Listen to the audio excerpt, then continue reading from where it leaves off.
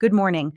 I want to begin by thanking the committee for the opportunity to address what I consider one of the most structurally significant trade realignments to emerge from the North American Economic Corridor in the past 2 decades. What we are witnessing today is not, as some commentators have suggested, a sudden rupture. It is the visible consequence of decisions made quietly across several years in boardrooms in Tokyo, Ottawa, Windsor, and Washington. Decisions that have now converged into a moment of reckoning that demands our full analytical attention and, more importantly, our policy response. Let me be precise about what has occurred. Over the course of 48 hours following a breakdown in automotive trade negotiations between Canada and Japan, 61,000 assembly line positions across Canada's manufacturing corridor were reclassified in a manner that has profound implications not only for Canadian workers and their families, but for the integrated North American supply chain that the United States depends upon for its own industrial output, its export capacity, and its long-term competitiveness in the global electric vehicle transition. When we speak of job reclassification at this scale, we are not speaking of paperwork. We are speaking of the systematic dismantling of a labor category that, once restructured, rarely returns to its prior form. History is unambiguous on this point. To understand the full weight of what has happened, we must first understand the architecture of the Canada-Japan automotive relationship and why its deterioration carries consequences that extend far beyond bilateral trade statistics. Japan is not merely a trading partner for Canada's auto sector. Japan is, in many respects, the technological anchor of Canada's aspirations within the electric vehicle supply chain. Toyota's investment in Ontario, Honda's long-standing manufacturing presence, and the network of Tier 1 and Tier 2 Japanese suppliers embedded throughout southern Ontario and Quebec represent something that economists sometimes undervalue in their models. They represent institutional trust, accumulated over decades that cannot be repriced overnight and cannot be replaced through short-term policy substitution. When Canada's negotiating posture shifted, and I will be careful here because the details of diplomatic communications are not always mine to characterize publicly, but when that posture shifted in a direction that Tokyo interpreted as incompatible with the terms of a deeper automotive investment framework, the response from Japan was not emotional. It was actuarial. Japanese industrial policy does not operate on the basis of grievance. It operates on the basis of risk-adjusted return, long-term supply chain security, and political reliability. When one of those three pillars becomes uncertain, Japanese capital does not argue. It reallocates, and reallocation at the scale we are now observing, affecting 61,000 classified positions across assembly, logistics, parts manufacturing, and quality control, is not a warning shot. It is a structural verdict. I want to place this in the broader macroeconomic context that I believe this committee deserves to hear stated plainly. The North American automotive sector is currently navigating the most consequential technological transition it has faced since the introduction of the assembly line itself.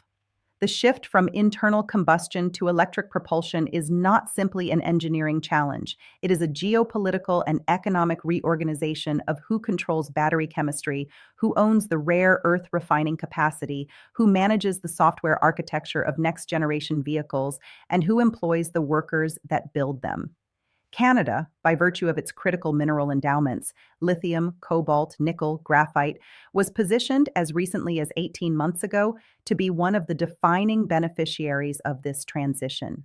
The question was never whether Canada had the raw materials. The question was always whether Canada had the diplomatic and industrial policy coherence to convert those raw materials into sustained manufacturing employment and long-term value-added production.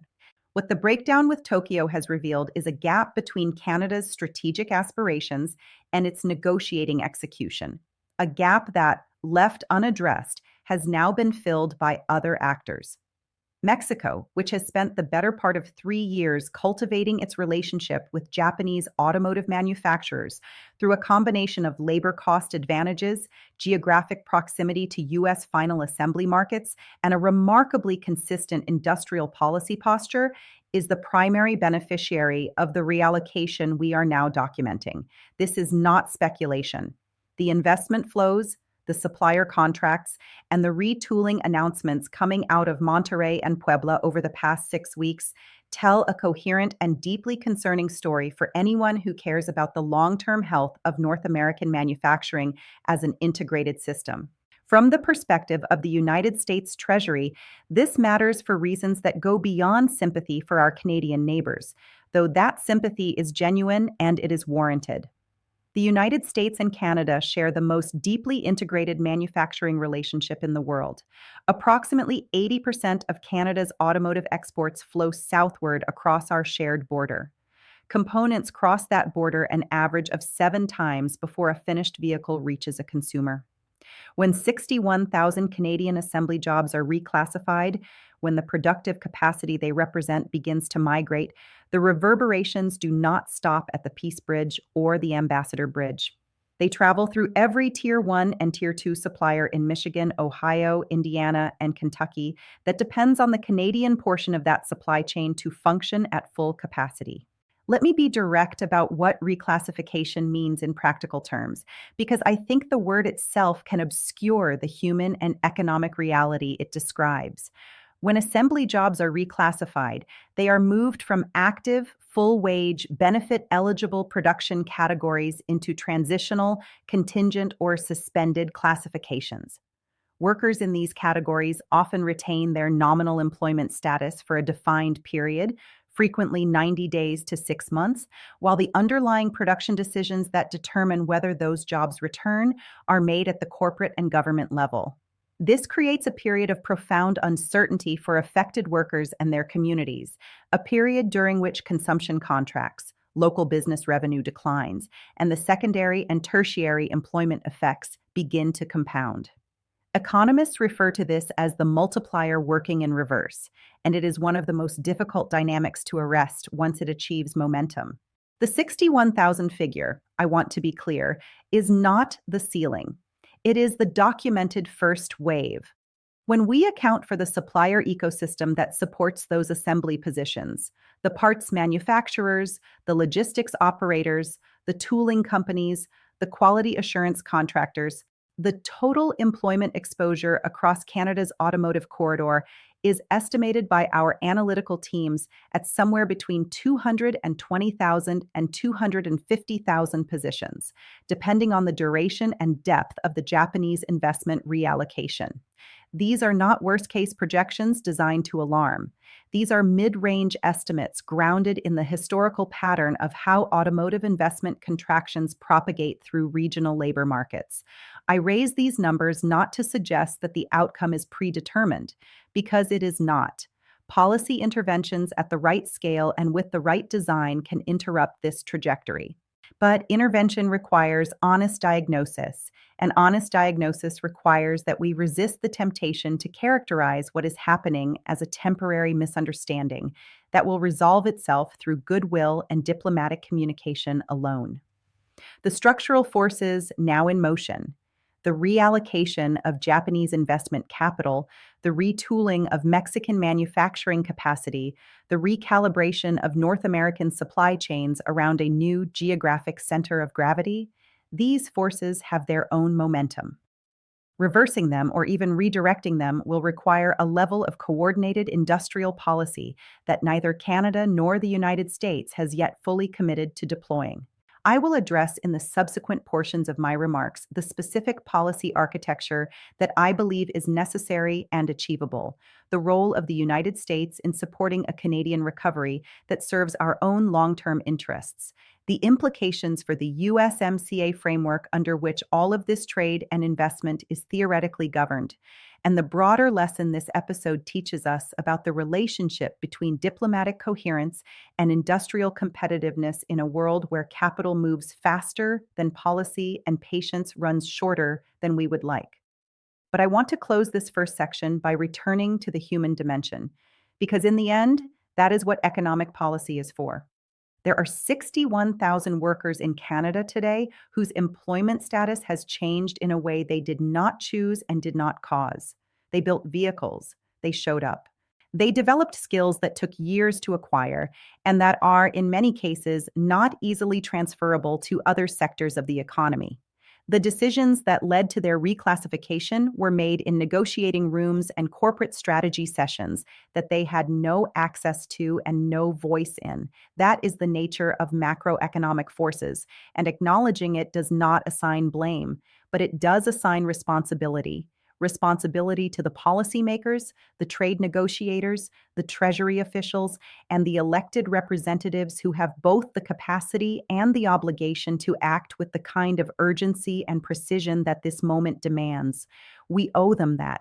And the first step toward delivering it is understanding with full clarity and without political distortion exactly what has happened and why.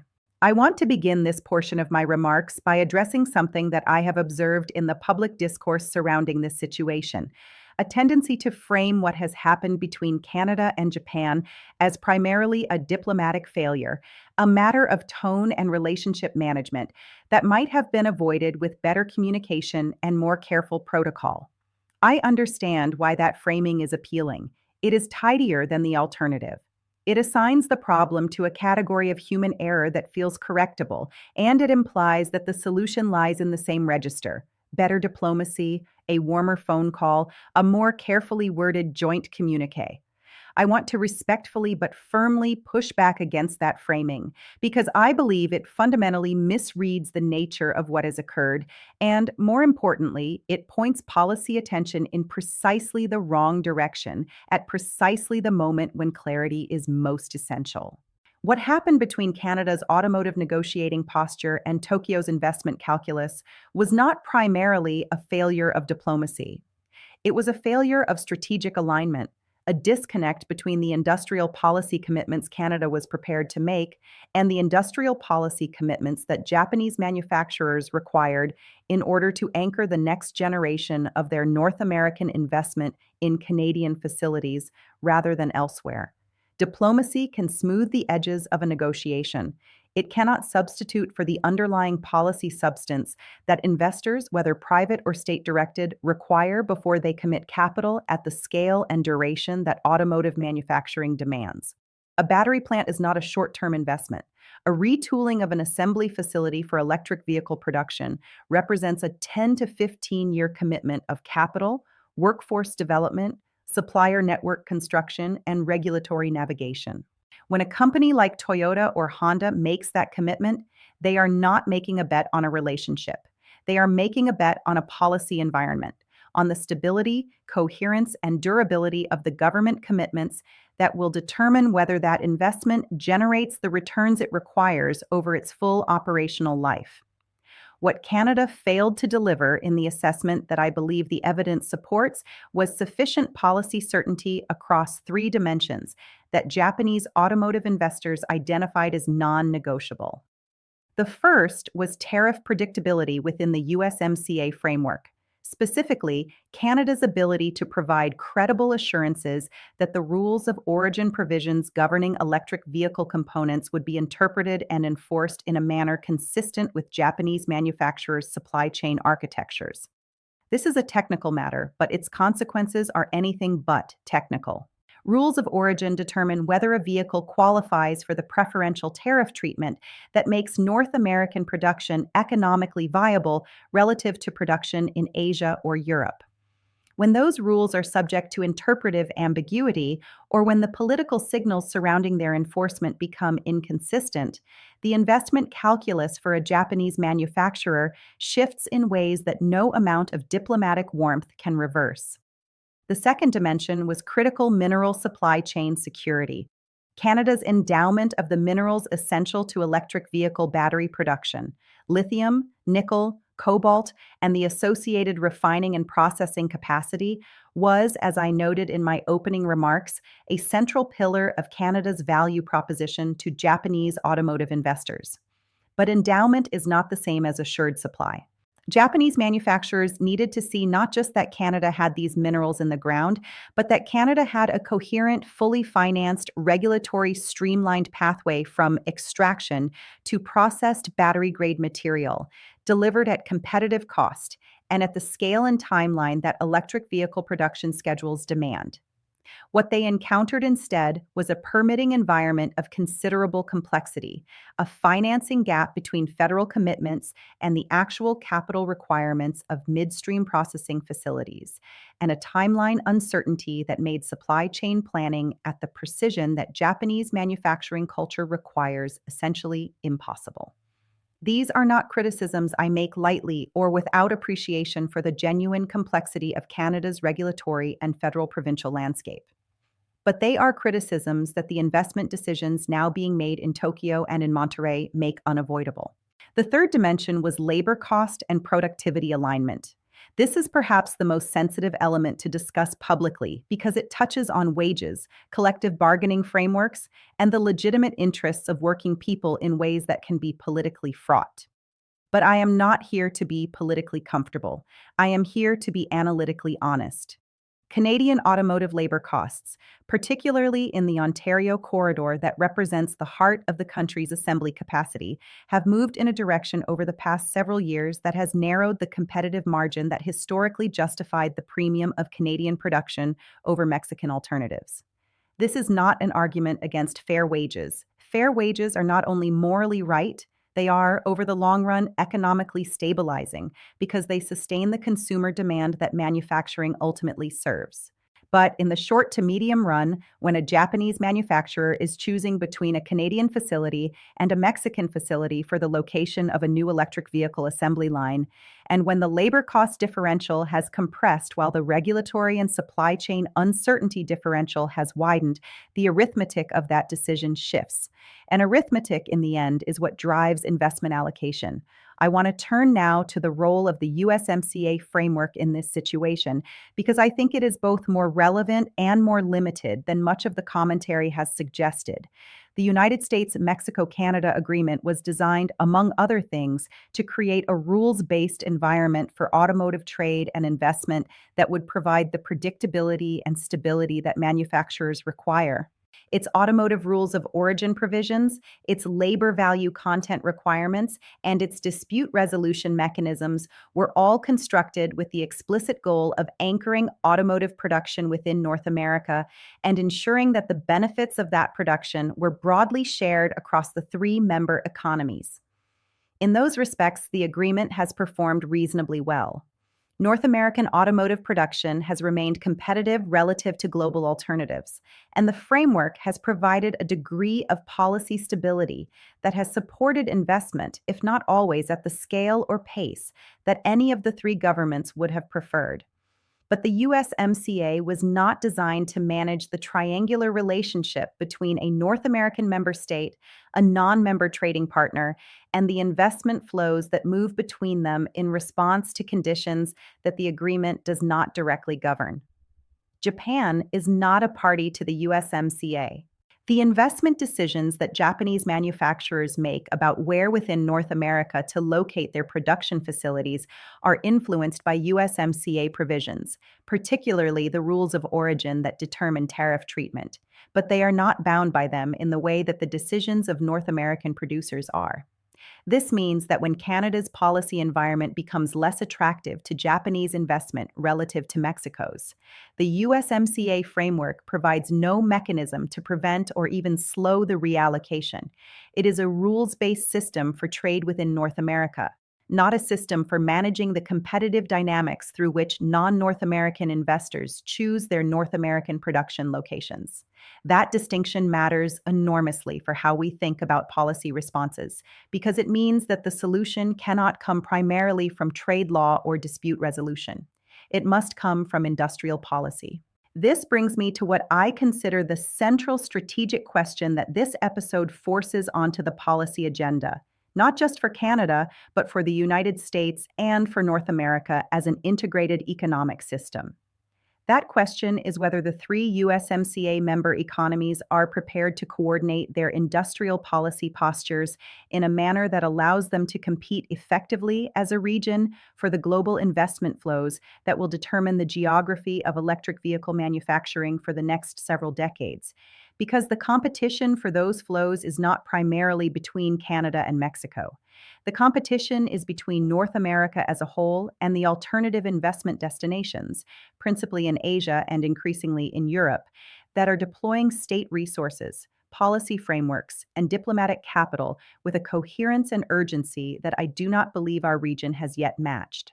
China's dominance in battery manufacturing, rare earth processing, and electric vehicle component production is not the result of market forces alone.